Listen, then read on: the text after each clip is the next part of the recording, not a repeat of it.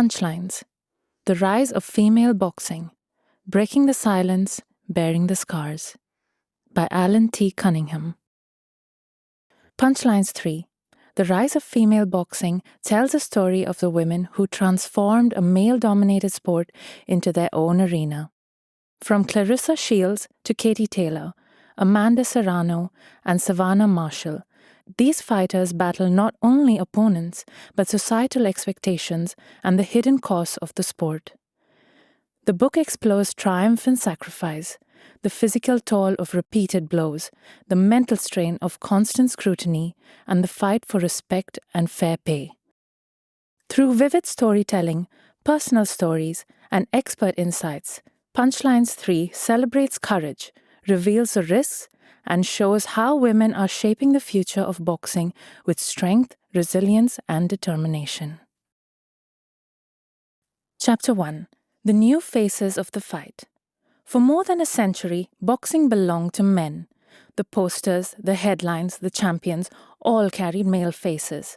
Women who dared to fight were told it was unladylike, dangerous, even immoral. For decades they trained in backrooms and basements, waiting for the world to catch up. Eventually, it did. In the new millennium, women's boxing broke through the shadows. Claressa Shields from Flint, Michigan, rose from hardship and hunger to become a two-time Olympic gold medalist and undisputed middleweight champion. Katie Taylor from Bray Island, quite determined and deeply religious, carried the pride of a nation from the Olympic podium to packed arenas in Dublin and New York. Amanda Serrano from Puerto Rico fought across 7 weight divisions, chasing not only titles but recognition in a sport that still paid her a fraction of what her male counterparts earned. Savannah Marshall from England, long considered one of the most technically gifted fighters of her generation, became both a rival and a friend to Shields, proving that greatness knows no gender. These women did not enter the ring to make statements about equality. They entered because they loved to fight, because they were born to compete. Yet, with every victory, they exposed the myth that boxing belonged to men alone. The sound of gloves meeting flesh, the rhythm of footwork, the stillness before the bell, these belonged to them too. But as their fame grew, so too did the toll. The punches they took, the bruises they carried, the concussions they endured were no different from the men's. The body does not care about gender. The brain does not care who throws the punch. Chapter 2. A Hidden Danger. Doctors now speak openly about what fighters used to hide. Female boxers face the same neurological risks as their male peers, in some ways more. Studies show that women suffer concussions at higher rates in almost every contact sport. Their neck muscles are smaller, their skulls often lighter, the rotational force of a punch can twist the brain more violently. The result is the same trauma, the same tau buildup, the same silent decay of neurons that leads to chronic traumatic encephalopathy, or CTE. Dr. Karen Mendoza, a neurologist who has studied female fighters, explains that the data is still emerging, but the warning signs are clear. Many of these women experience chronic headaches, fatigue, depression, and short-term memory loss even early in their careers. The research is decades behind where it should be, she says, because women have only recently been allowed to compete at this level. Breaking the Silence, Bearing the Scars.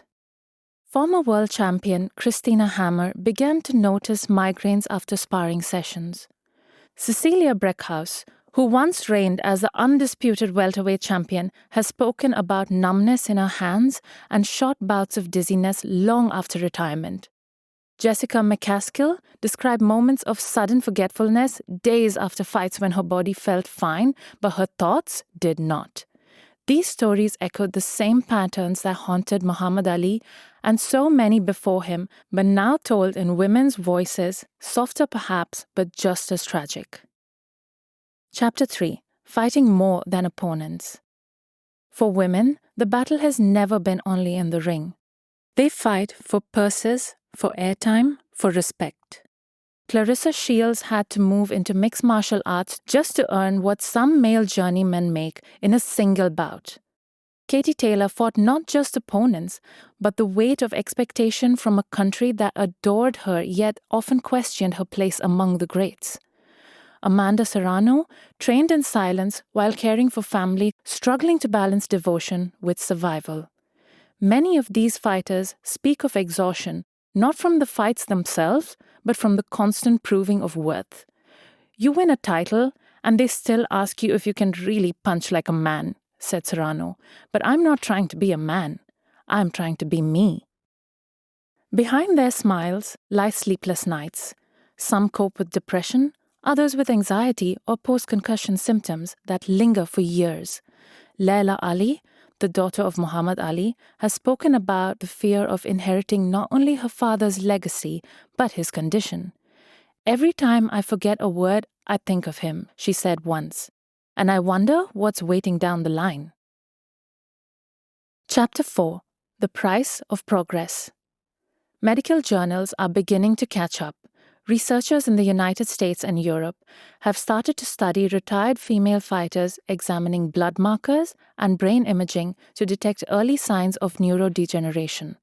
The results are sobering.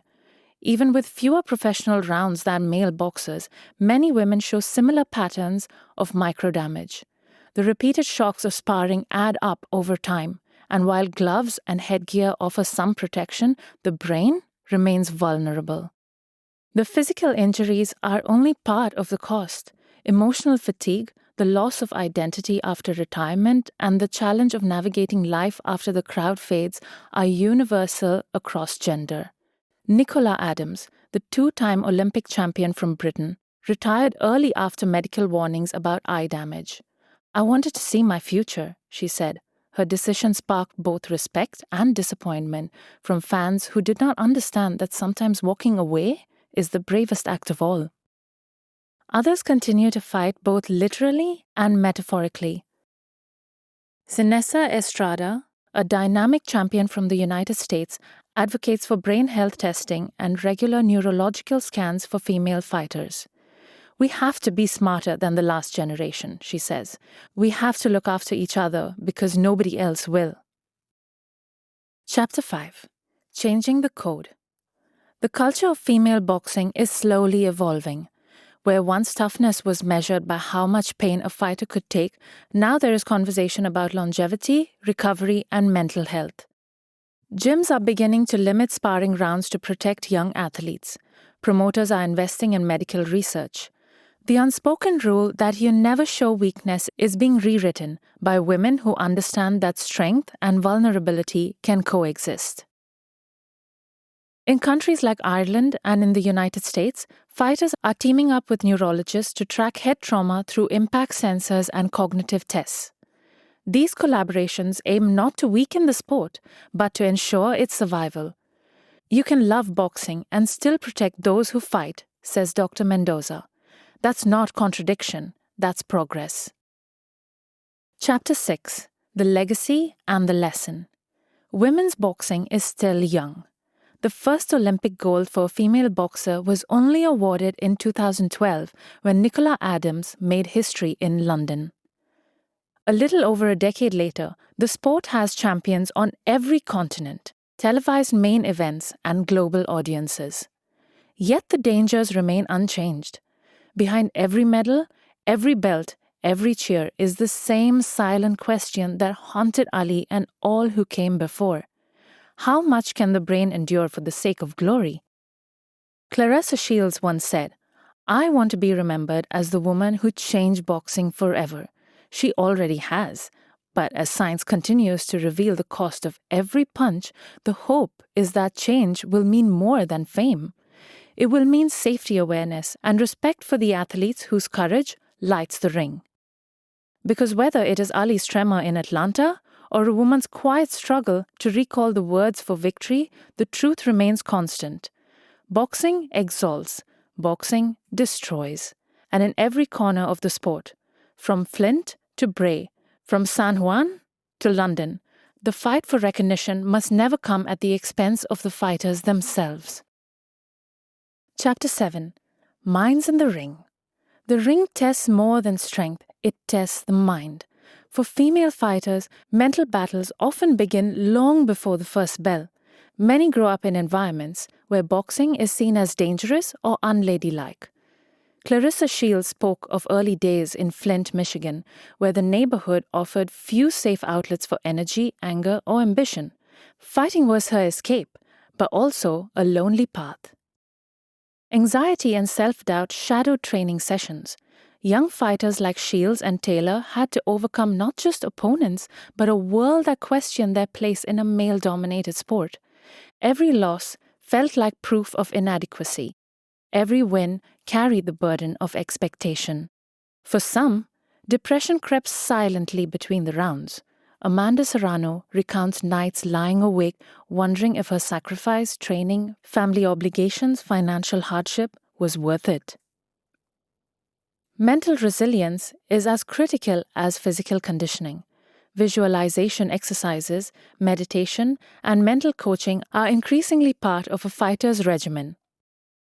Still, the stigma around mental health in combat sports remains high.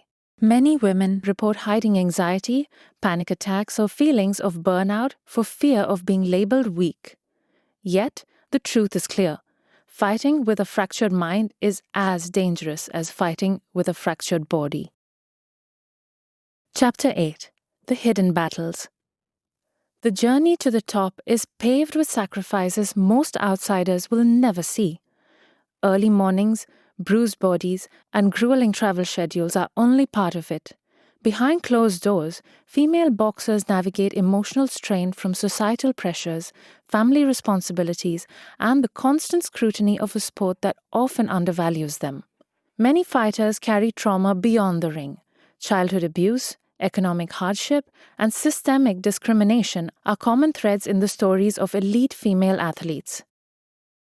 Boxing becomes both a refuge and a crucible, a way to reclaim agency, but also a source of ongoing stress. Savannah Marshall and Katie Taylor have spoken openly about the loneliness of training camps, the isolation that comes from being the best in the room, and the burden of national expectations. Mental health challenges often manifest physically. Insomnia, persistent fatigue, loss of appetite, and heightened risk of injury. Post-fight depression is not uncommon. Former fighters describe the emptiness after a hard-fought victory, a sensation that all their effort might still not be enough. For women who balance parenthood, education, or second jobs with elite sport, the stakes are even higher. Yet these struggles foster extraordinary resilience. Many fighters credit mental toughness training as critical to survival, not just in the ring, but in life. Counseling, peer networks, and advocacy programs are slowly creating support systems. Senessa Estrada emphasizes the importance of community. No one should fight alone. Not inside the ropes, not outside them. Chapter 9. Myths and Misconceptions. For years, whispers followed the women who fought. Doctors, fans, and even family members warned that repeated blows to the chest could cause something far worse than bruises, that somehow boxing could awaken breast cancer. It was a fear born not of evidence but of instinct, an old superstition dressed in medical concern. A punch to the breast felt wrong, dangerous, unnatural, so it must be harmful. Yet science, slow to arrive in women's boxing but finally catching up, tells a different story. Trauma does not cause breast cancer, says Dr. Lila Anders, an oncologist who has worked with female athletes in the United Kingdom. The myth persists because people associate injury with disease, but breast cancer develops from genetic mutations and hormonal factors, not from impact. In medical journals across Europe and the United States, the consensus is clear. Physical trauma, bruising, swelling, or tissue damage does not initiate cancerous growth. The misconception lingers partly because of the sport's visibility. A woman taking a hard shot to the chest is unsettling to watch, even for seasoned fight fans, but discomfort is not data. What research does show is that physical activity, even intense and high-impact exercise, is protective. Regular training lowers body fat, improves hormonal balance, and strengthens immune function, all of which can reduce breast cancer risk. A study published in the British Journal of Sports Medicine found that women who engaged in vigorous exercise for at least 3 hours per week had up to a 20% lower risk of developing breast cancer compared to those who were sedentary. In this light, boxing, with its relentless conditioning and cardio demands, may be part of the solution, not the problem. Still, fear dies hard. Fighters like Amanda Serrano and Savannah Marshall have spoken about questions from fans and even family members. People used to ask if I worried about getting breast cancer, Serrano said once. I told them, I worry about getting punched, not about cancer. I get checked like any woman should. Her words capture the reality. Vigilance matters, but the source of danger lies not in the gloves but in biology, lifestyle, and access to healthcare. What female boxers do face are practical breast health issues, bruising, soft tissue inflammation, and in rare cases, fat necrosis, a benign condition where damaged tissue forms a small lump that can mimic the feel of a tumor. These injuries can be frightening, but are not precursors to cancer. Proper medical evaluation distinguishes them quickly.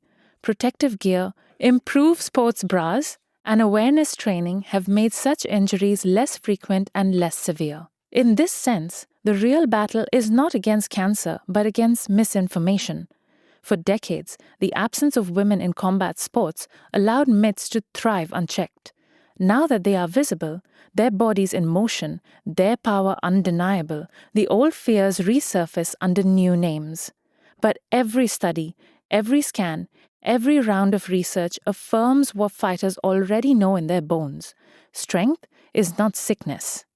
The irony is that boxing, the sport once accused of harming women's bodies, may be helping to protect them. By promoting physical fitness, discipline, and self-awareness, it encourages habits that contribute to long-term health. Fighters learn to know their bodies intimately. Every ache, every rhythm, every shift in balance. That self-knowledge, doctors say, is one of the best defense any woman can have against disease. So, the myth fades, replaced by truth. Breast cancer is not born in the ring. It does not come from the punch or the bruise. It comes from genetics, hormones, and chance, forces no glove can summon or stop. The women who fight do not invite risk, they embody resilience. In confronting fear, they expose not only the myths that shadow them, but the deeper misunderstanding of what it means to be strong. Dedication. To Claressa Shields, Katie Taylor, Amanda Serrano, Savannah Marshall, and all the women who have stepped into the ring. This chapter is for you, pioneers and champions, the fighters who carried not just your own dreams into the ropes, but the hopes of every girl told she could not, should not, would not. You fought with courage, skill, and heart, in arenas packed with fans, in gyms silent except for the sound of gloves against pads, in a world that often underestimated your strength. You endured punches, setbacks, skepticism, and injury. You bore the visible and invisible costs of a sport that had never been built for you, yet never denied you glory. May this chapter honor your triumphs, your struggles, your resilience, and your unwavering courage. You showed that greatness has no gender, that strength and vulnerability can coexist, and that the legacy of boxing is not only measured in victories, but in survival, in recovery, and in the courage to fight for yourself long after the crowd has gone. Epilogue. Beyond the women's ring. Female boxing has arrived, and with it comes both triumph and challenge. The champions we have met in these pages carry medals and belts, but they also carry scars, headaches, sleepless nights, anxiety, and the quiet weight of the punches their brains remember long after the bell. Their stories echo those of men who came before them: Ali, Bruno, Hatton, Ben, Eubank, and many others. The cost of courage is universal. Yet these women add a new chapter to boxing's history, one of resilience, strategy, and advocacy. They show that glory can be achieved without silence, that pain can be acknowledged without shame, that the sport can evolve without losing its essence. Medical science is beginning to understand the risks, culture is slowly catching up, and the next generation of female fighters can step into the ring with knowledge, preparation, and support. They inherit not only the triumphs of those who came before, but the lessons and warnings. Boxing will always demand courage. It will always reward risk. But in the women's ring, as in the men's, the true fight is not only for titles and fame, but for survival, for health, and for life beyond the bell. These fighters remind us that the sport's heart is not just in the punches thrown, but in the wisdom to protect those who throw them. The story continues. Every glove raised, every round fought, every woman who dares to dream is part of a legacy that is larger than themselves, a legacy of courage, resilience, and enduring humanity. These women are more than names and titles. They are pioneers, champions, and fighters who carried not only their own dreams into the ring, but the hopes of every girl told she could not, should not, or would not. Each belt, medal, and victory represents not only skill and courage, but resilience in the face of a sport that has long been male-dominated. They endured punches, injuries, and the unseen toll of repeated trauma while demanding recognition, respect, and equality. The following list honors their achievements and ensures that their contributions to the sport of boxing and to the fight for progress will never be forgotten. Notable female boxers and combat athletes. Professional boxing. Claressa Shields, USA. Undisputed middleweight champion, two-time Olympic gold medalist. Katie Taylor, Ireland. Lightweight and super lightweight world champion, Olympic gold medalist. Amanda Serrano, Puerto Rico. 7-division world champion. Savannah Marshall, UK. Former middleweight world champion. Jessica McCaskill, USA, former undisputed welterweight champion. Senisa Estrada, USA, strawweight and light flyweight world champion. Naoko Fujioka, Japan, 5-division world champion. Cecilia Breckhaus, Norway, former undisputed welterweight champion, the First Lady of Boxing. Christina Hammer, Germany, former middleweight world champion. Daniela Bermudez, Argentina, multi-division world champion. Leila Ali, USA, undefeated former super middleweight world champion, daughter of Muhammad Ali. Lucia Rijker, Netherlands, considered one of the greatest female boxers and kickboxers of all time, nicknamed the most dangerous woman in the world. Amateur and Olympic boxing.